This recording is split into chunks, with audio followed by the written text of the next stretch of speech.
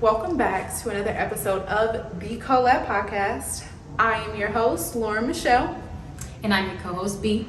And we are, as usual, super excited to be back. Thank you guys for tuning in again, or if this is your first time, welcome. So the drink today was on me. I am presenting, and I like to call this Beach Day. Beach Day. Okay, that's cute. All right, so let me try. Okay, go ahead, girl. Wait, I like that. You do? I like that. You gave me a strong on that one. Okay, I trust you. It is really cute. It's like refreshing almost. So today's episode is a little bit heartfelt for both of us. I think something that we definitely hold close to our hearts, you know? So y'all bear with us, okay? Please. But yes. So today we are going to share our Coming out stories. So this episode specifically is for anyone, honestly. Take it as you need. But we realize there are definitely a lot of people who are struggling with this, feeling like they don't have an outlet, or they're not comfortable with sharing, or even they have people that they look up to that they envy because they're, out and proud and loud about it. And we definitely just want to let you guys know that just because someone has made it to that point doesn't mean it's always been butterflies or rainbows. Right.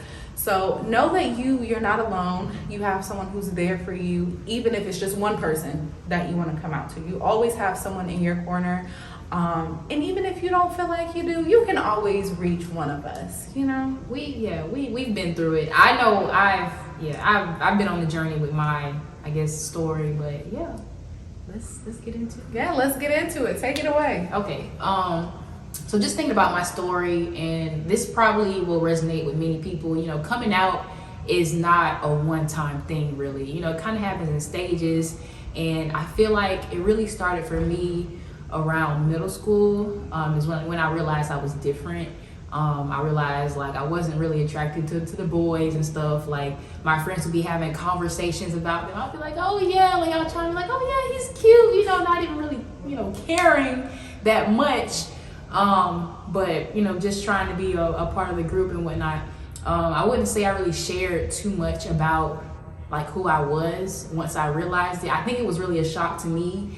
And at first I was scared. I was really scared. I knew it wasn't a norm, a thing of the norm. And so I kind of just hid it for a while.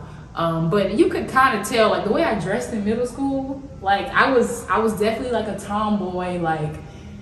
I think I wore the V-necks with the the collar. So you could kind of tell I had some sugar in my tank. But so I didn't really say much about it. I don't remember really coming out. I might have told maybe one friend or something, mentioned it, but it wasn't a thing that I really was wanting to be out there. What about you? Where were you at starting out as far as your younger self? Younger self, because I grew up in a predominantly Christian household, that wasn't something that we teetered the line with. Yeah. That wasn't something that I had the space to explore and think about. But I remember growing up, watching Set It Off and looking at Queen Latifah, oh my god, oh my gosh. Yeah. And it's crazy because at the time my young mind didn't register that she was a masculine lesbian. Right. It didn't register. And we don't have that representation either. We don't. And so at the time when it happened, and I believe it was one of the first scenes that she was in where her girlfriend wasn't present, I was just I'm feeling some stuff for a woman, and I shouldn't be feeling this and stuff. You didn't even know she had a girlfriend. I didn't even know. And when she had movie. A girlfriend, I was like, wow, envying her ass so bad. So I'm like, oh my gosh, man, I did that. And then even taking it, because I watched Shut It Off at a later age in life. I didn't watch it when I say later age in life, I was probably in middle school at that point. But I also remember having this gymnastics movie, and I know a lot of people know about this movie. I know what you're talking about. Yeah, and just watching Stick It. And it was the girl Haley in the movie, and I was just I don't know what, I think it's the broad shoulders. And it was just there was definitely an attraction in there, Yeah. And even growing up with friends, messing around with, my friends or whatever, which I shouldn't have been messing around with nobody at that age. Yeah, but you were trying to figure out yeah, you just try to figure it out. You know what I'm saying? So that's kind of where I was, you know, at a younger age. Because I know for us, we're completely different but kind of similar. Yeah, because kind of similar, because I do have like a very religious background. Like my family is very involved in the church and whatnot, and it made me really, really confused for a lot of years. You know, me being a part of like the church family and like feeling that sense of community, but then like when certain messages came up, it was like, you know, in my soul, I knew I was being ostracized. Oh like, yeah, big time. Yeah, and it was one of those like those body feeling, like for me, where I knew that it wasn't something that I would ever be able to escape. You like, feel damned. I know I did. Yeah, and I tried so hard. You know, I was at a point, especially when I was younger, I would like pray so hard, like, please, like, don't let this be it. You know what I mean? Like, don't let this be it. But you know, that's not a thing. You can't pray the gay away. That's not a thing. You absolutely cannot. And I think once I accepted, like, yeah, you know, this is me, I started to try to come up with like, okay, how does this look? You know, like, what does this look like? So I guess moving a little forward, high school, I was getting more lax. Like, you know, they had the GSA and whatnot. I was afraid to attend GSA meetings because I thought like maybe somebody would find out I was going to the meetings, and I was just trying to get more information. Like, okay, I know who I am now. I hadn't really come out really, well, besides a couple friends, like they knew in our circle, but I was just trying to, get my flow, like find my community in high school a little bit, but still be low key. That's where I was at. I was very low key. Yeah. How about you? I think, because for me, my sexuality was never in question until I got into college. And I was like 20 something. Yeah, because at the time I'm just like, this isn't who I am. Like, you know, my mom is a minister. So I was just like, yeah, absolutely not, you know. And I never second guessed it. Like, I had boyfriends, that wasn't a problem. I actually remember one time in high school, there was this girl, and we never met in person, but we kind of knew of the same people because we used to live in the same town, but I hadn't lived in that town anymore. Right. I was, you know, damn near across the country at the time. And I just remember she was a lot older than me. We would message each other and everything. And I think she identified as bisexual at the time. Okay. So I was a freshman in high school, and she was probably like a junior or senior or whatever. Uh-huh. And we were like, I think she was like, oh, well, you know, do you want to be girlfriends so you can just try it out, whatever. And I was you met her online? On Facebook, actually. On Facebook, okay. But again, we had the same sort of friends. Right. So it wasn't like, you know, if she was a serial killer, I would have known. Like she was a total, so she wasn't no strength, Yeah, that wasn't a problem. And so she was like, oh, you want to just try it out? And I was just like, yeah, okay, cool. So we was girlfriends for like 5 minutes, and I was just like, nah, I don't like this. But it was the guilt, you know? Yeah, the guilt. And then, so yeah, like I said, mine didn't happen until college. And I always knew I was sexually attracted to women. Like, I love titties. Who doesn't love women? Right. Like, but I just, in my mind, that was as far as it went. Right. And then, yeah, we can talk about the rest later. But yeah, so college is where, you know, I came to. Okay. Yeah. I mean, my thing is, I did have experiences in high school that kind of helped me get more comfortable. Dang, I don't even know how much I want to divulge on you. Do it, girl. Do it. I mean, you know, I was involved in like extracurricular activities. So being involved in extracurriculars, I came across more people like me, and we kind of bonded. I was able to have some experiences where like I felt comfortable, but I wasn't in the limelight, you know, and I feel like that just kind of gave me my start to be like, okay, like I know this for sure is like who I am. And I think it kind of catapulted me to like trying to figure out how I wanted to be, I guess, completely myself publicly in college. So like as I approached my senior year in high school, I was definitely coming more into the idea of like, okay, well, I'm not about to be at home anymore anyways. I already had in my head that I was about to move out. Like, so I was like, once I move out, it doesn't matter anymore. You know what I'm saying? I'm gonna be out here on my own. False. Cause that shit still mattered to me. Really? Okay, we'll talk about that. So it was just, like I said, I was in college when I came out. And because me and my mom had always had that super close, tight relationship, like, no matter whether I lived in Timbuk fucking Egypt, it didn't matter. You know what I mean? Because I was still going to feel how I felt with sharing that information, whether we were several miles away or not. And I feel like it did have, it definitely did help a little bit, because even after we had that conversation, when I came back home to spend a summer, it was completely different. Like, I didn't feel that much space to be myself. And at the time, I was with my ex-girlfriend, and it was like I was sneaking calling her, I was sneaking texting her, and I'm in my 20s at this point. Okay. So it definitely was something completely different for me. And yeah, but you bringing up memories now for me. Like, I know y'all remember Kick. Like, it went down in the Kick messages. It showed me. Oh, too much. It was too much in Kick. But I remember one time, like, I think I kind of like got caught with it a little bit, because I was talking about, like, how I was gonna like talk to this one girl I was feeling, and my mom actually saw the messages, and like she ended up confronting me like before school, and I just froze. I was like, look, I don't want to talk about it. I don't want to say anything. And she was like, no, we're gonna talk about this right now. Like, I was like, I've been shitting on myself. I almost did. You heard it here. But it was one of those things where like I wasn't ready to confront it. And it kind of looked like it definitely looked like my mom wasn't ready to confront it either, especially with like, I guess the age I was, because that probably was like, Kick? When was that? Maybe that was like eighth grade or something. For me, I think that was like 8th grade. But yeah, so that was like the first like scare for me. And I think from there, like at least my mom kind of knew something was up, but it definitely wasn't anything that we wanted to really address. And even after she asked and I didn't say anything that morning, she was like, okay, we're definitely going to talk about this later.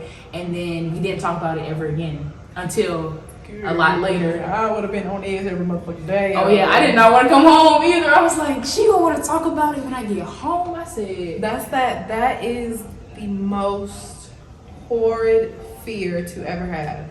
That coming home and your ass about to get it. Yeah, and even just thinking, just thinking that something bad might happen if like I actually talked about it. But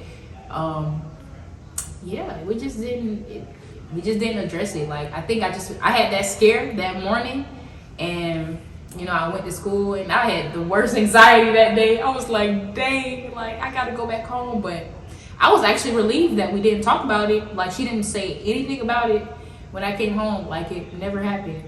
But I was relieved at the time because I wasn't ready. So yeah, I feel that. Like, and I'll wait to dive into my full story, because I think my story definitely like happened all at once. Like, I didn't have my in phases type thing, and after like it was revealed and conversations were had, like there was other conversations that had transpired, but it wasn't like there was any hints to my mom that this is what's going on with your daughter, like that, because I used to be boy crazy.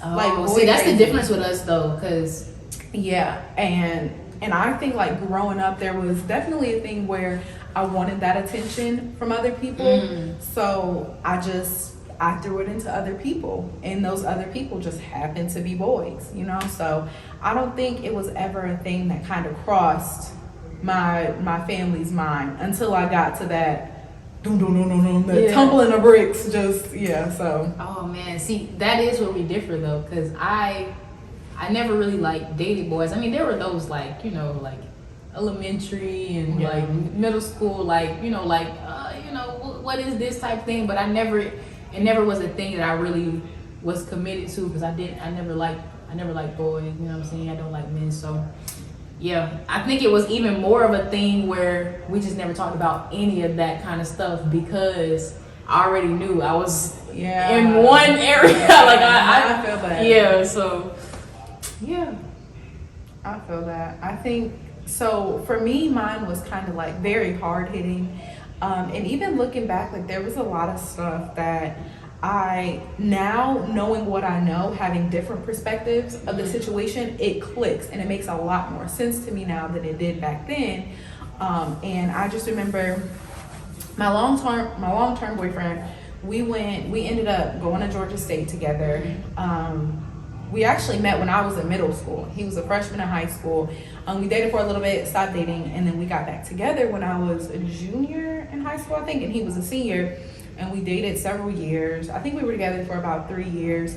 And then my coming out story was basically, long story short, I'm not gonna go in detail about that situation with my ex or whatever. That's for another episode. Yeah. But basically, long story short, my ex-girlfriend, this was like my first girlfriend ever, the first time that I realized, like, wow, this is home. Like, this is comforting. This feels like a Sunday dinner, you know? Feels right. And yeah, and it was like, it was one of those things that it was new territory for me navigating, because I had never been involved so heavily in a woman like this before. And it was new territory because that was trickling down in my relationship with her, a lot of back and forth, because I'm like, oh my God, is God gonna judge me? Am I going to hell? Like, all of that stuff. And I was like, I'm gonna be shunned by my family, you know, people are gonna judge me. And I was never too deep into, oh, well, what are other people gonna think? It's always been my family. And at what point was this in your life, like when you were with? I was like 20. So yeah, this was later.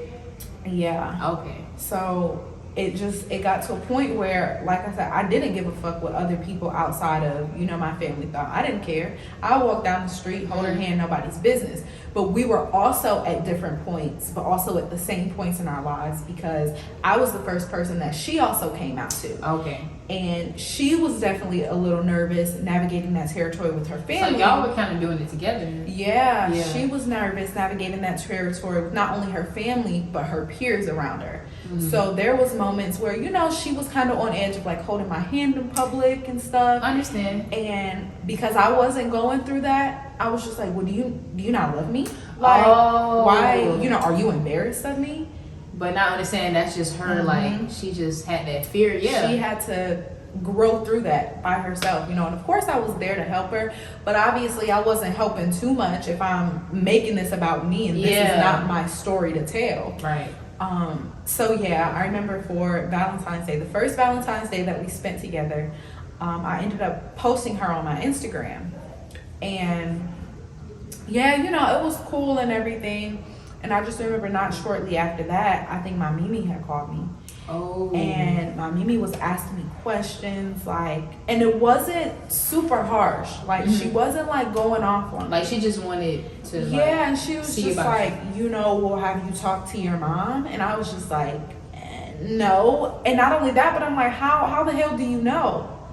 Later on, and I had my suspicions. Later on, I realized it was my snitch ass cousin. I still don't forgive you for that shit. But anyways, yeah. So she you gotta forgive her one day. Like that. You gotta forgive her one day. No, we joke about it now, but she ended up telling her dad, and then he ended up, I guess, talking to my mom about it. And so the call that I got from my mom, I will never forget. Like, the pit of my stomach was literally in the rim of my fucking asshole. I shit you not. Like, it was like deep wow. down. Yes. And I just remember hearing like the in my mind, it sounded like the anger in her voice. And I was just like, well, I don't understand. Like, it wasn't an issue years ago when, you know, someone close to me came out to you and everything. And that was just the big situation. And so it was a really, really bad situation. And I'm like, fuck, like, man, now I'm like, what do I do with my relationship? Do I leave her? Like, then I'm not happy, you know? And so it was just a lot of back and forth with that. And I think for my mom, like, looking back, even though, of course, there's still some things that didn't sit right with her, because, again, anybody is going to be adverse to change, you know? That's very harsh to come to. Yeah. Because that's not what you taught them. Right. And it's, you know, everybody's going to, I'm not going to say everybody, but, you know, especially with the religious background and everything, I think the norm is expected for us to be with the opposite gender. And so when that table is flipped, it's like it doesn't make sense. It's like it doesn't make sense to them. But yeah, I wanted to say, I guess in the sense of where you were, like you said, you were 20. I was 20 when I got into my first like serious relationship. And I think that was a turning point for me, because I was like, okay, now like I really like I felt the need to like fully come out like to my family and my parents and whatnot. And I knew if like in my mind, if I told certain people like, where to get around over there or whatever, but there were like those pivotal, family members in my life that I felt like I needed to tell, one being my mom. So I ended up, and thinking back to it, the way I came out to my mother, it wasn't ideal. I think it was one of those split-second decisions I made because I was really feeling it in the pit of my stomach. And it also was the environment I was kind of in at the time. Like, I kind of felt that pressure to just go ahead and do it. But looking back, I wish I would have kind of went about it differently. So basically, I think my mom was coming to see me. I lived in like off-campus apartment. She was like just dropping something off to me. And she was there, and I was approaching the car with like my then girlfriend. And yeah, because like she was with me too, I kind of felt this sense like in my chest, like, oh, like let me just say, oh, hey, like, I gotta tell you something. I basically said, I gotta tell you something, that line. And I said, yeah, so this is my girlfriend. That's basically what I said, like, this is my girlfriend, and yeah, this is what it is, basically. And then she was like, oh, okay, well, if you ever need anything, I got you. And she like got in the car. She was like, yeah, give me a call later type thing. It was like a really kind of, was it awkward? Rush thing. It was a little awkward, yeah. It was really rushed. The look on her face, it looked like she really was caught off guard. And now I know today, because of like a more recent conversation we've had, is because she kind of didn't expect me to tell her with other people present, And that's the thing, like, where I realized our stories kind of coincide with each other and line up, because we didn't allow our moms that space to process or to feel that. And while you were straight up and you told your mom, it wasn't time or space for her to have that conversation with you. And for me, I wasn't even the one to tell my mom because I wasn't ready. So ultimately, like, their initial knee-jerk reaction isn't going to necessarily be comfort, because now I'm processing this new person. Not only that, but now I'm angry with you because I didn't have that space. Right. And for me, I guess, like, as time passed, like, I sit and I think about it, I'm like, damn, I'm sorry, Mom. Yeah, and I did say that too, because me not realizing, the impact that might have had on her, you know what I mean? And I think it was more comforting that I wasn't by myself, of course, because having hard conversations was not really a habit of ours. Like with me and my mom, we didn't really dive into, and this is besides like even just as sexuality is concerned, like we never had a habit of really diving into hard conversations. And so because I knew that was one of the toughest ones I could probably ever come across, I think I felt a little sense of security because I had somebody with me that I knew, like, was there for me, and like at the time. So I just, but me and my mom have had a talk about that situation, and I'm so glad that I know where she's coming from, and we have a better understanding today. So shout out to my moms. That's good. And for everyone listening, I don't want you guys to think that this message is really strictly saying you have to, change or morph just to cater to someone in your coming out story. You absolutely do not. However, sometimes it's more beneficial to you as the person, coming out, to meet them halfway. Because while it might be a change to you to come out, it's also a change for them. And especially if it's someone that you love so much, such as, your mom or my mom, or even grandparents, or even friends for that matter, Right. It's definitely a process, and I would suggest don't let it necessarily be just something that slips off the tip of your tongue. Because that definitely was you have to think about it. Yeah. And you know, you have to take some time to really sit with yourself and process, are you ready for this conversation? Are you ready to tell them, and then to have the conversation that may or may not follow? For sure.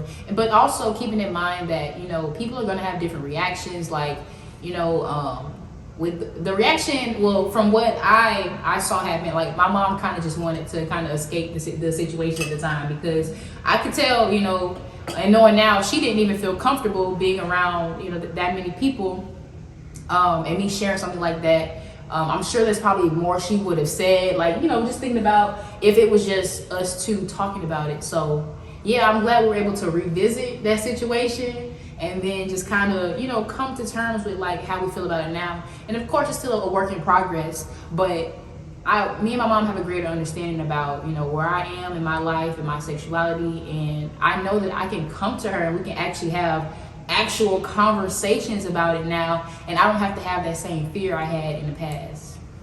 I feel that. I think where me and my mom are, because my coming out story wasn't oh, I'm gay. Mm-hmm. I never put a label on anything until recently. My coming out story was just, you know, it's obvious and evident that I like women.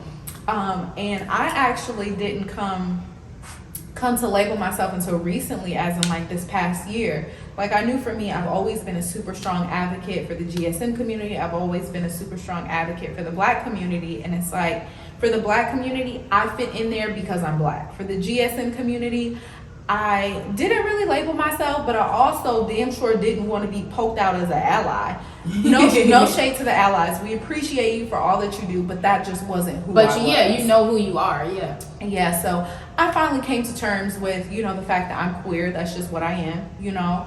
Whatever I decide to do with my love life, whatever is my business. But that's okay too. Your coming out story doesn't necessarily have to be you got it all figured out. Yeah. Because none of us do. Yeah, it's not necessarily saying you're gonna put a label on it. I can't even say I've ever particularly labeled myself something. You know, I just knew what I liked. But yeah, do it in a way that feels comfortable to you. Make sure you're safe. Sometimes we have to delay speaking about who we are because of the situation that we're in at the current time. And yeah, that really is disheartening, you know, especially when that's your life.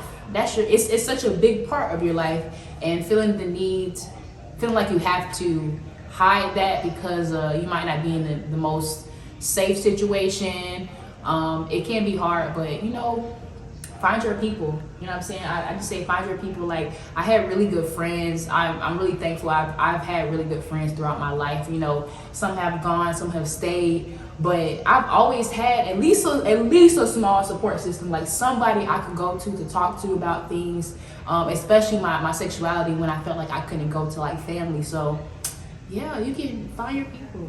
Oh yeah, definitely. And another big thing is you always have to remember to give yourself some grace. Like, there are several years that you are breaking out of shells of, you know, growing up as a child. For a lot of us out there, I think there are definitely ideas and views that we grew up in a household in, and sometimes it's hard to break those, and that's completely okay. And not just years of yourself, but years of generation after generation going through these same ideals and views. And it's okay to still be processing it, and it's okay to not 100% know or be up in the air, because to be quite honest, not a lot of us know. You know, I think that's kind of like that's like 1% of whatever who genuinely has it all figured out. Right, and think about how much further we'll be in our journey of just ourselves. Like, we just started dating how we wanted to in our 20s. Just think about how much further we'll be, you know, in the years to come. So shoot, it might be more things we figure out about ourselves, and we just expanded over time. So yeah, but I kind of did want to go back to just college, because that was a pivotal time for both of us. Like, you know, just getting into our first relationships and whatnot. I really blossomed in college once I fully accepted myself. I guess going into it, like freshman year, I was like, you know what, I'm out the house. Like, I'm really about to just see what everything is about. And I'm really glad I had time to explore, especially just living like on campus. I found friends who were like me, and it really just helped me to figure out who I was as an individual first, and then like my sexuality just kind of combined and balanced really nicely. So with all that being said, I have a question for you. For me? I just kind of want to see where your head is at with this. Okay. So do you or do you not believe that sexuality is a spectrum?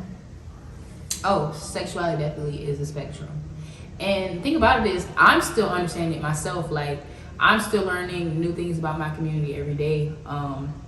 And I feel like it's really important to communicate with different people that are on that spectrum. You know what I'm saying? That's the only way you will really find out the range of people in our community.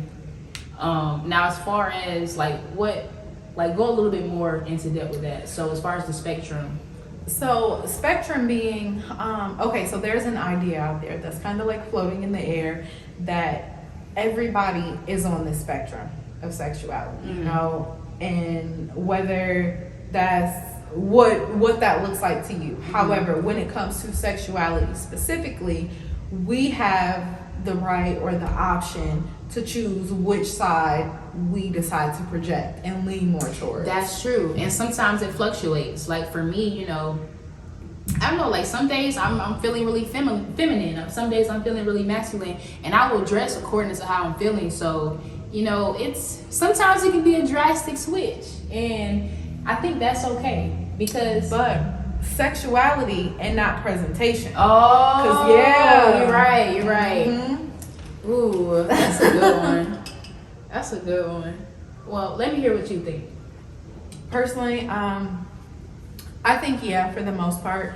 And I remember once upon a time I asked that question on my story, and there were a lot of different answers. And when I initially asked it, I was like, you know, I know all the girlies are gonna say yes, or the good bit of girlies are gonna say yes, and all heterosexual men are gonna say no.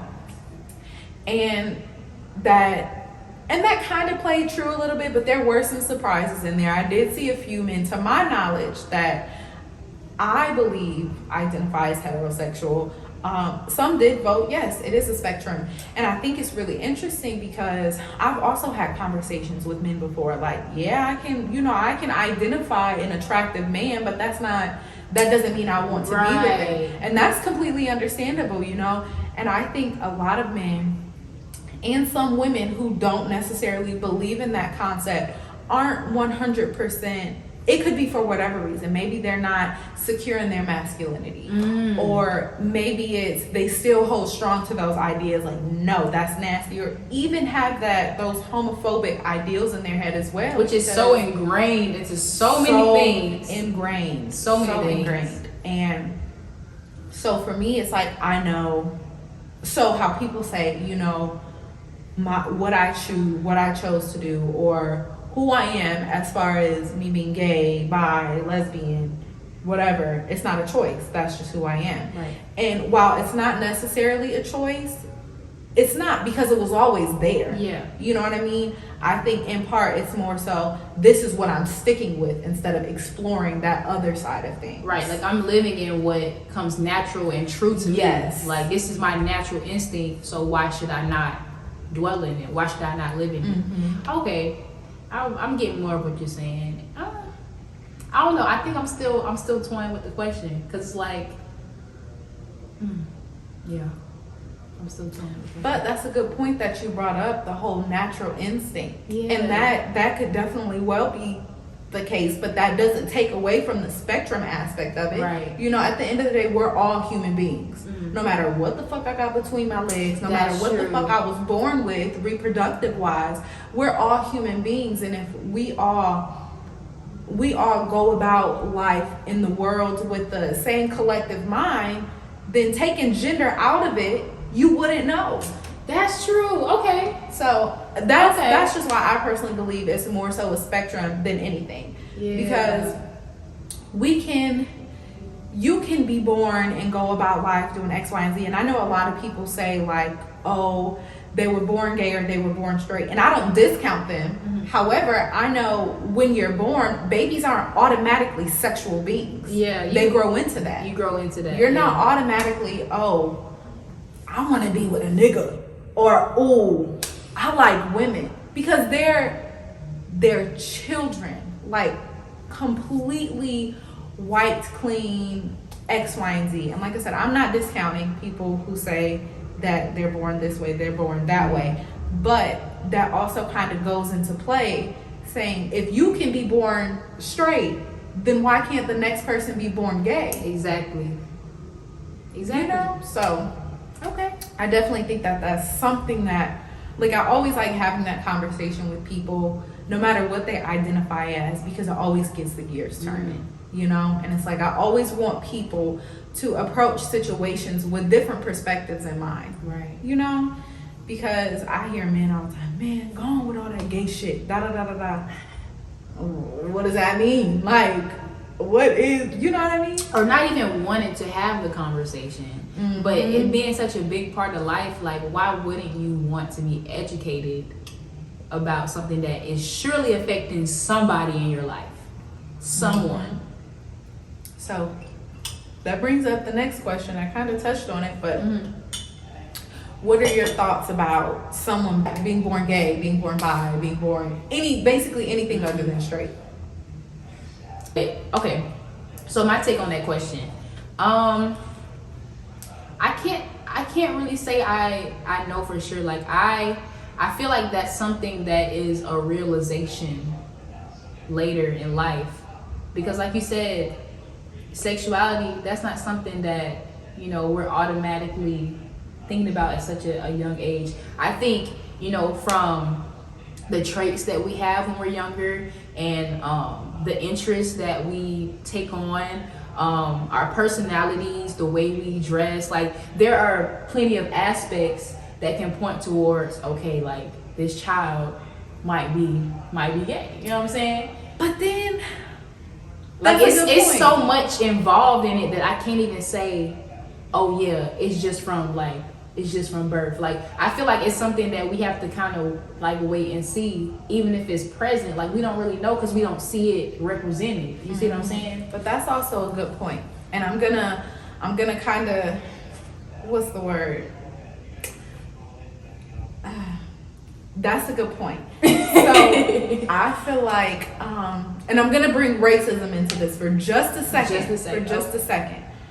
Even though racism is basically this concept or this construct that was created, you know, that's not something that we were born into genetically. Like, that was something that had been created by somewhere at some point, you know? Right. But because it's so generational, it's almost embedded into people's DNA, just how gender roles are. So if I have a child, right, and my son wants to dress up in pretty pink dresses, Right. why do people automatically assume that he's gay or he likes boys? It's because of the gender roles that people continuously push. First of all, pink itself was not originally a feminine color. Yeah, it's a color at the end of the day. It was never originated as a feminine color, but somehow over time, I don't know how that switched, how that morphed, but it turned into more of a feminine color. And it's like, because people want to continue to push these ideals that the white man created to divide us all. Okay? And I just feel like, so when people say, oh, well, I knew, you know, they were gay before they were walking. How? Because they like the color pink? Or because they like Tonka toys? You know, maybe your daughter didn't want to play with Barbie dolls because they were fucking creepy. Maybe, yeah. You know? And so I think stuff like that is very frustrating to me, because it's like we still uphold these very toxic gender roles that don't serve women. Because we've seen how they have served men in the past. Yeah. So that might be why they stick to them. But also it's a generational thing. Yeah. But all in all, with that question, I feel like it's multiple factors. like, and you just over time you see them become represented, you know, with the person. So, but I don't know. You asked some good questions. You were some good questions. I think I want to ask you, like, what do you think the hardest part was for you, like, from you realizing, like, from you first, like, realizing, like, who you were in your sexuality, what you like, up until now? Definitely 110 and 1,000% my spirituality. Absolutely. And I think that plays a really big part for a lot of people, a part of that community, because it's like, these are very, you know, the very basic structural foundation of who you are as a person, especially growing up in a very religious household. And I think a lot for me, it's just like, you know, I mean, I like women and I know what the Bible says, or at least I thought I knew what the Bible says, because a lot of us, we don't go out and read the Bible cover to cover. We rely on our pastor or our parents or our grandparents or the TV or what we hear on social media or even the internet to tell us what religion really is and what your God means to you.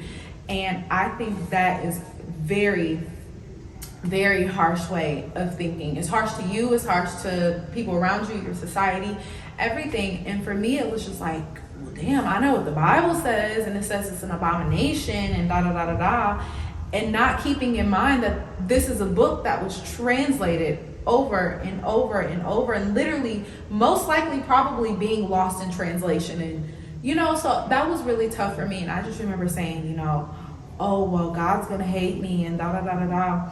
And I remember being in my relationship with my ex-girlfriend, and there was so many things. For instance, I remember, this was probably like the biggest like whoa to me. I remember I had $1,000 left on my balance, on my school balance. I can't take out no loans. I damn sure don't got it in my pocket, none of that. And I needed to pay, like, it was like, the deadline was like 2 days away. Mind you, I'm living in housing. If I can't pay tuition, I don't have a place to go. I don't have a place to sleep. It's not like I can just attend classes, like live off campus and just attend classes. Nigga, I absolutely did not have anywhere to go. And I just remember like stressing. And at the time, like, I did not feel that close to God at all, because I was like, shit, I got a girlfriend. And till this day, I still don't know how, I still don't know why, I still don't know when. But I remember like right before that deadline, like, I just opened up my account to, you know, get one last look at it, you know, to see what was going on. And tuition was absolutely paid in full, 110%. And I remember I'm calling my mom, calling my grandma, like, did y'all do this? What's going on? Nothing. And even looking on like my breakdown of like my billing and stuff, no explanation. Absolutely no explanation. And in that moment, I was like, that's nobody but God. Blessings. You know, sometimes you just know. Blessings, yeah. And I was like, that was nobody but God. And so there was like a lot of other situations and stories outside of that. But coming out of the relationship, even looking back now, there was so many unexplainable things that happened to me, even in that span of the relationship. And we were together for like 3 or 4 years. And even in that span, like, nobody but God. And in that moment, I knew He's not the one that walked away from me. I'm the one that walked away, because I felt shamed. I felt ridiculed. I felt, you know, so uncomfortable. And I think after that, like, I just distanced myself from religion specifically, but I'm super spiritual. Like, my spirituality is what it means to me, you know? I still have some of the core principles from Christianity, but all of those core principles kind of mix over into different religions already. Yeah. And it's like, I worship my God, you know, we have a relationship, we talk, I pray, you know, all of that stuff. But that, because at the end of the day, the God that I worship isn't a damning God, isn't a hateful God, and I shouldn't say hateful, but isn't one that exiles people because of, you know, who we are and who we are down to our core. And I think that's important for a lot of people in this community, is ground yourself in what's for you. That religion that white man created ain't for us. It ain't for all of us. It might be for some of us, but it's not for all of us. And that's okay to understand that, and that's okay to come to terms with. And you might be the only worshiper in your church. You might be the only person in your congregation. But that's your spirituality. That's you. And that's okay. And you know what? I think for people who are spiritual, right? And I definitely am a very spiritual person myself. You know, I really had to kind of find myself in spirituality and my relationship with God outside of anything that I've heard from others, you know, any influence I felt like I already had, because that rediscovery just led to me loving God even more. You know what I mean? Like being able to question things and not feel bad about it, and going out and just kind of finding my own way through research, through talking to God, through letting my intuition guide me. There were just certain unexplainable things that happened that led me into a space where I was like, okay, me and God like this. We like this. And that wasn't a feeling I felt so strongly when I was, you know, in the church or involved. And not to say like, you know, I wasn't trying hard back then, because I really was, but the relationship is just different now. On that note, we would like to leave you all with coming to terms with who you are, feeling your feelings. That's a big piece. That's something that I will always stress. Feeling your feelings and going through the motions and processing all of that. Yeah, and you know, feeling your emotions and everything, it can be very difficult. You're gonna have, you just feel that in my voice, right? You know, you're gonna have days where it's just like, I don't want to deal with any of this. You know what I'm saying? You're gonna have days where you might feel numb. You're gonna have days where like, you're so happy that you figured out something. It might be so small, but you figured out something. You're like, okay, at least I have that to hold on to. And it was just some days like that for me where I'm just like, okay, I know I'm in the process of figuring it out. And that's okay. This is a journey, and with each stage we're going to find out something different about ourselves. You know, if you're spiritual, you're going to find out different things along your spiritual journey, and just have grace with yourself. We're going to leave that with them too. Have grace with yourself on this journey. Yes, that's a really big one. Mm-hmm. So as always, we appreciate you guys tuning in this week and watching us on the CoLab podcast. And we will see you all next week.